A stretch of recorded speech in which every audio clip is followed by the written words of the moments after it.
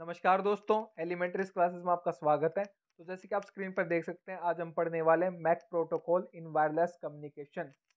तो इसको शुरू करते हैं। शुरू करने से पहले अगर आप प्रीवियस लेक्चर्स देखना चाहते हैं तो आपको प्लेलिस्ट मिल जाएगी चैनल पर, और आगे आने वाले लेक्चर्स भी आपको उसमें मिल जाएंगे। वायरलेस सेंसर नेटवर्क सब्जेक्ट की आपको प्लेलिस्ट चैनल पर मिल जाएगी, तो आप वहाँ से एक्सेस कर सकते हैं सारी वीडियोज़ को। ठीक है, तो शुरू करते हैं आज का टॉपिक, जो कि है MAC protocol in wireless communication.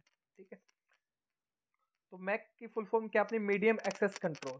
ठीक है, मीडियम का मतलब क्या है कि जो हमें डेटा भेजना है, तो इसकी बात करते हैं, सेंसर नेटवर्क की बात करते हैं, तो हमें एक नोड से दूसरे नोड पर डेटा को भेजना होता है।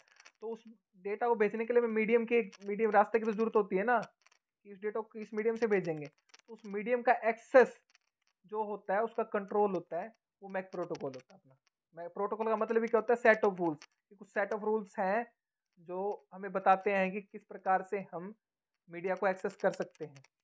ठीक है, जैसे कि हमें जो जैसे अपने ट्रैफिक रूल्स होते हैं ना, कि वो हमें बताते हैं कि हम वाहन को, अपने साधन को किस प्रकार से चला सकते हैं, हमें क्या क्या चीज़ों का ध्यान रखना पड़ता है।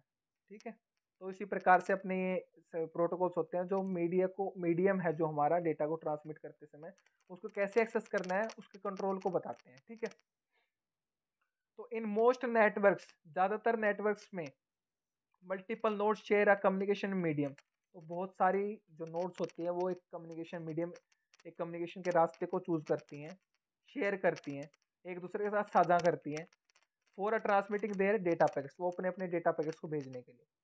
The medium access control MAC protocol is primarily responsible for regulating access to the shared medium. तो वही बात जो मैंने बताई आपको, जो मीडियम एक्सेस कंट्रोल है, प्रोटोकॉल है, वो प्राइमरीली, प्रथम, रिस्पॉन्सिबल है, जिम्मेदार है, किस चीज़ के लिए जिम्मेदार है, कि regulating access to the shared medium. जो अपना शेयर्ड मीडियम है, कि एक ही मीडियम से सारों को, सभी को अपना डेटा पैकेट्स भेजना है, तो उसको एक्सेस कैसे करें, सारे एक साथ तो नहीं भेज सकते ना। ठीक है, तो उसको एक्सेस कैसे करेंगे, उसी के बारे में बताता है हमें मीडियम एक्सेस कंट्रोल मैक। ठीक है, the choice of MAC protocol has a direct bearing on the reliability and efficiency of network transmission.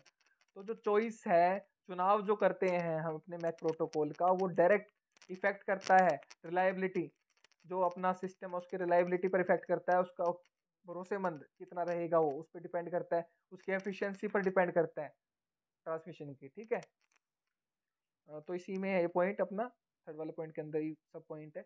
Due to errors, interference in wireless communication and to other challenges. तो वो किस चीज़ पे depend करता है, कि errors हो गए या इंटरफेरेंस, दखल अंदाजी हो गई वायरलेस कम्युनिकेशन में, या फिर अदर चैलेंजेस आ सकते हैं।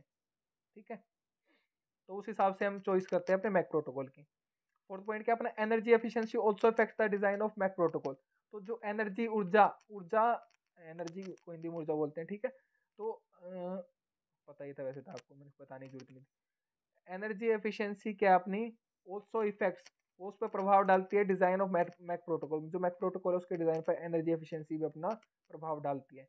Trade energy efficiency for increase latency on a reduction in throughput और फेयरनेस।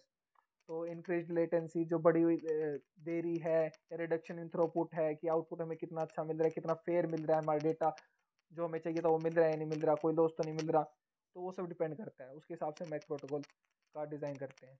ठीक है, तो अब आगे देखते हैं। Responsibilities of MAC layer include. ठीक है, जो मैक लेयर की बात क्यों कर रहा है ये, क्योंकि मैक है अपनी लेयर होती है, मीडियम एक्सेस कंट्रोल लेयर। ठीक है, अगर आपको पता कि OSI मॉडल होता है अपना, जो कि एक रेफरेंस मॉडल होता है, जिसको लेकर के हम कम्युनिकेशन की बात करते हैं। ठीक है, जो भी हम नए मॉडल्स बनाते हैं, नए मॉडल्स क्रिएट करते हैं, वो इसी से एक्सट्रैक्ट करते हैं, इसी OSI रेफरेंस मॉडल से। ठीक है, जिसमें अपनी 7 लेयर्स होती है, ये आप देख सकते हैं यहाँ पर। ये अपनी लेयर्स होती हैं OSI मॉडल में, application layer, presentation layer, session layer, transport layer, network layer, data link layer, physical layer. तो ये 7 तरह की अपनी लेयर्स होती हैं। ये रेफरेंस मॉडल होता है, जिसका रेफरेंस लेकर हम कोई नया मॉडल बनाते हैं। और यहाँ पर हमने एक मॉडल बना रखा IEEE 802 रेफरेंस मॉडल। IEEE क्या होता है, institute of electrical electronics engineers. IEEE की फुल फॉर्म है ये, मैंने आपको बता दिया। ये रेफरेंस मॉडल हमने बनाया। इसमें क्या, जो डेटा लिंक लेयर होती है ना, वो सही रेफरेंस मॉडल में, वो इसमें 2 लेयर्स में डिवाइड हो जाती है, लॉजिकल लिंक कंट्रोल और मीडियम एक्सेस कंट्रोल।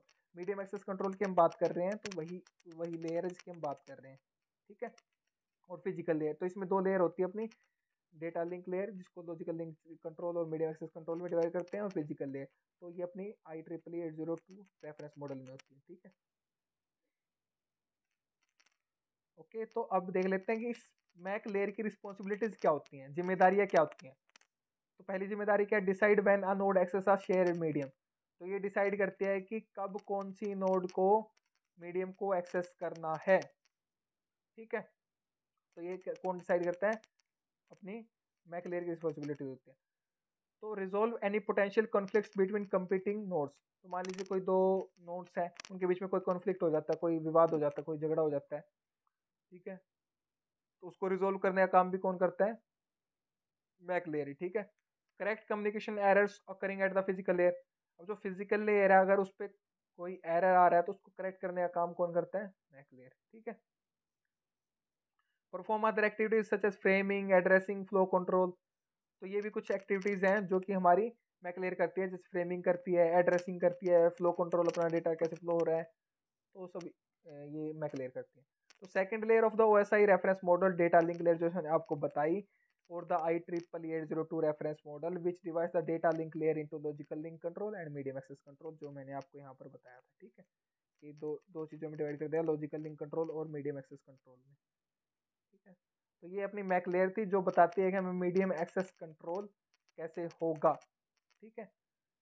तो उम्मीद करता हूँ आपको समझ में आ गया होगा, और कुछ समझ में नहीं आया तो आप कमेंट सेक्शन में मेरे से पूछ सकते हैं, ठीक है। तो पढ़िए और पढ़ाइए, अपने दोस्तों से शेयर कीजिए वीडियो को, ताकि उनकी भी हेल्प हो सके। अगर आप शेयर कर रहे हैं तो आप उनको पढ़ा रहे हैं, मैं नहीं पढ़ा रहा, आप उनकी हेल्प कर रहे हैं, मैं उनकी हेल्प नहीं कर रहा हूँ, ठीक है। चैनल पर नए हैं तो आप चैनल को सब्सक्राइब कर लीजिए, बेल आइकन को दबा लीजिए, ताकि लेटेस्ट वीडियो के अपडेट सबसे पहले आपके पास पहुँच सके। और नोट्स आपको डिस्क्रिप्शन में लिंक मिल जाएगा नोट्स के लिए, ठीक है। और प्लेलिस्ट को आप चैनल से एक्सेस कर सकते हैं, मैं आपको पहले ही बता चुका हूँ। Thank you so much for watching the video, और मेरे साथ अंत तक बने रहने के लिए thank you so much again.